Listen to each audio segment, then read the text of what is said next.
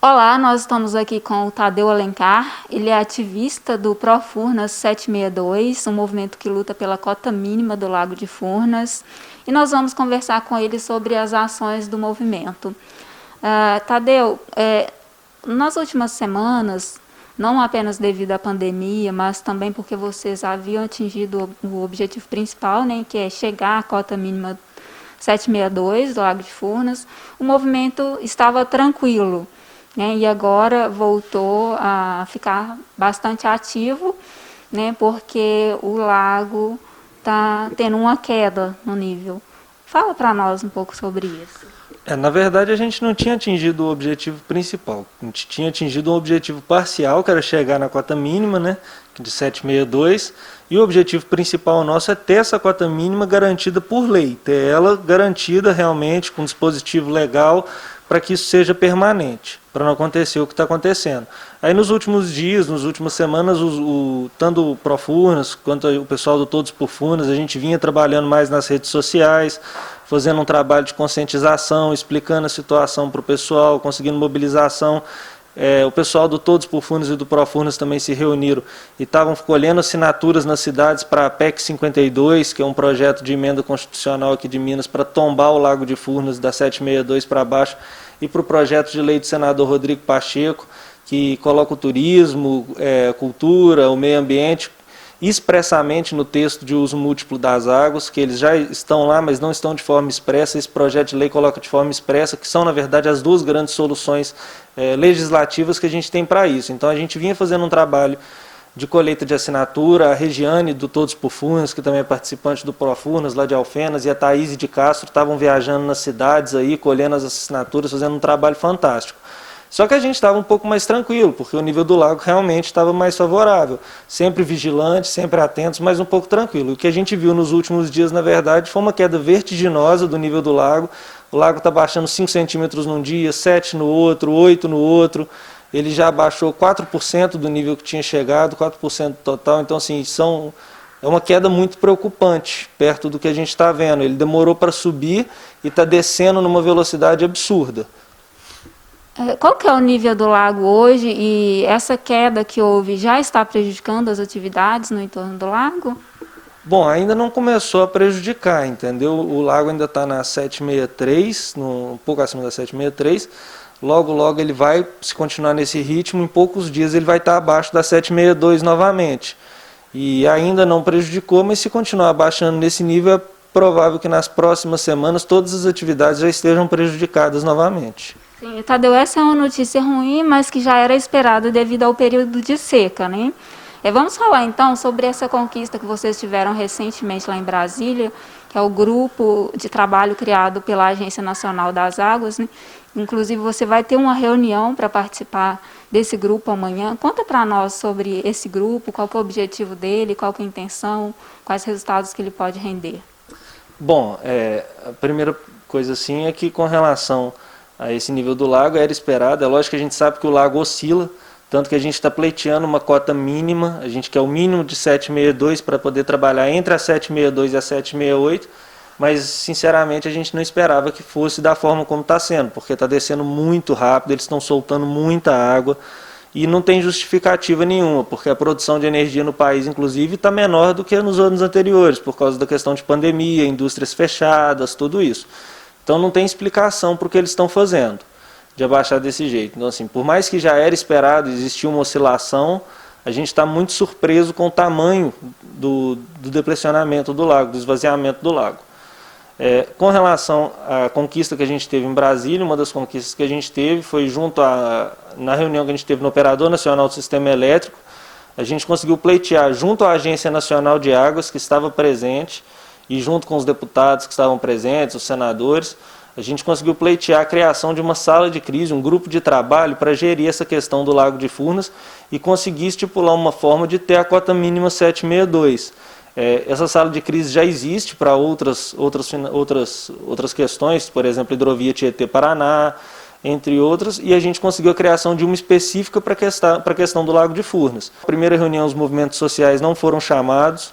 Agora, nessa segunda reunião, os movimentos sociais foram chamados, secretário de Cultura e Turismo de Minas, os senadores mineiros, os deputados mineiros, a Alago, o IGAM, diversos órgãos foram chamados para essa segunda reunião, que inclusive foi uma das nossas críticas à primeira, que um grupo de trabalho não pode ser estrito como estava sendo, e eles abriram o grupo de trabalho para diversas outras pessoas, diversas outras representações de Minas Gerais, porque era o que a gente queria a representação de Minas nesse grupo de trabalho para atender também os interesses do povo mineiro.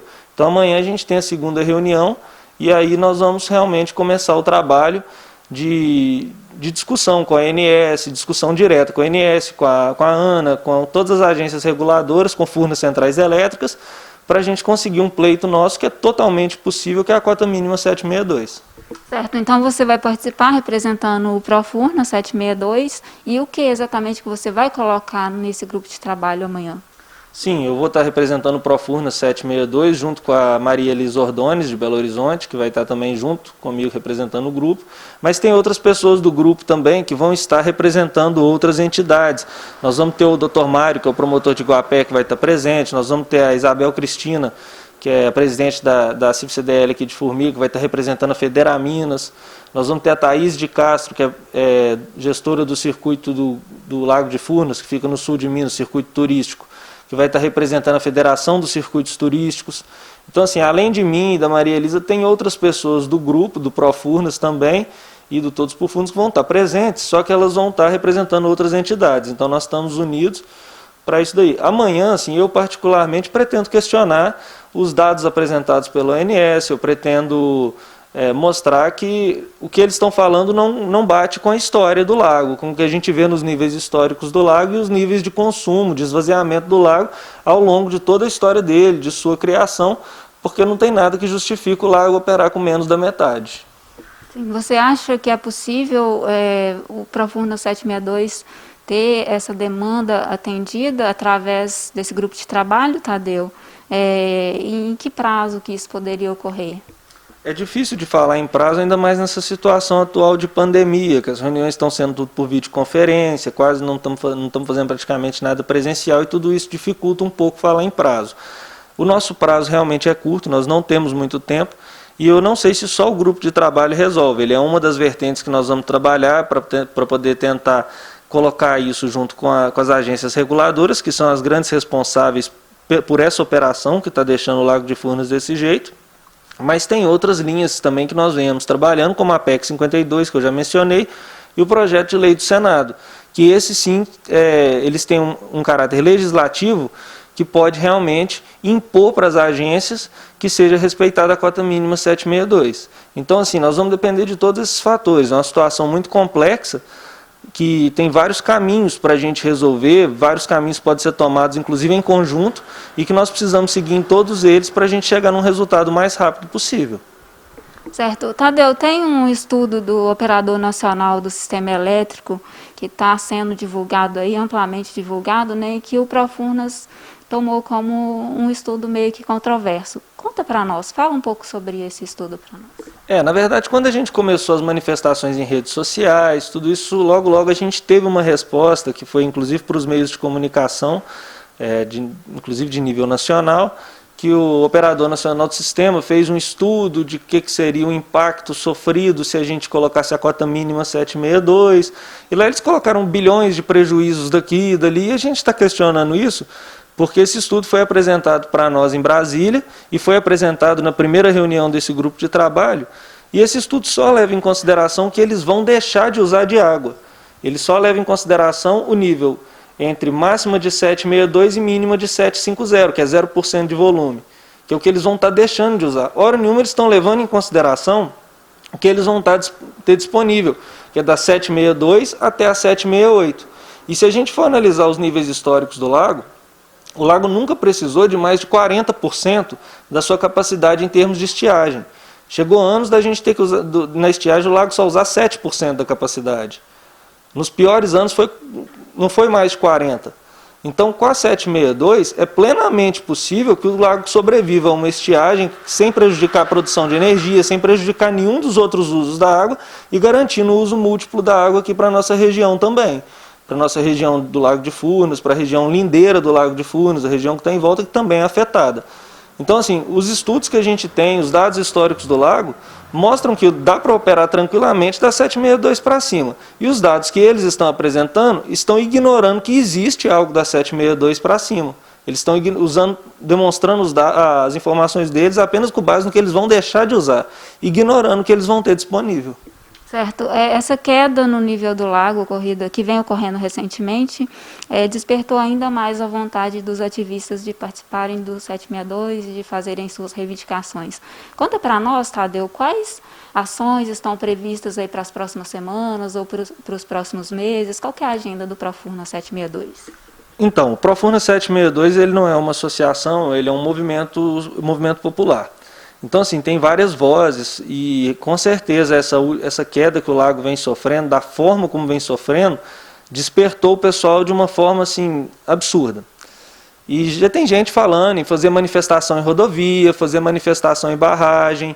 Se for necessário, isso vai ser feito também, porque nós não vamos ficar deixando o prejuízo cair só em Minas Gerais.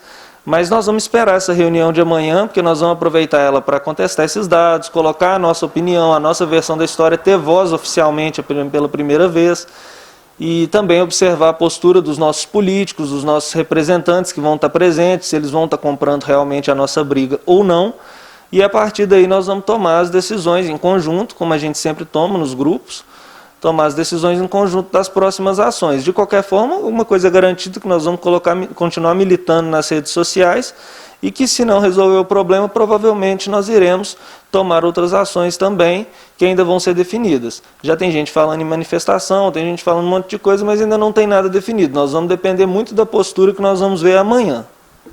Tá certo, então, para acompanharmos o resultado dessa reunião de amanhã, vamos seguir aí o Profurnas nas redes sociais, vamos deixar aqui na legenda para vocês os endereços. E Tadeu, muito obrigada pelas informações. Lenir Campos para o Tribuna.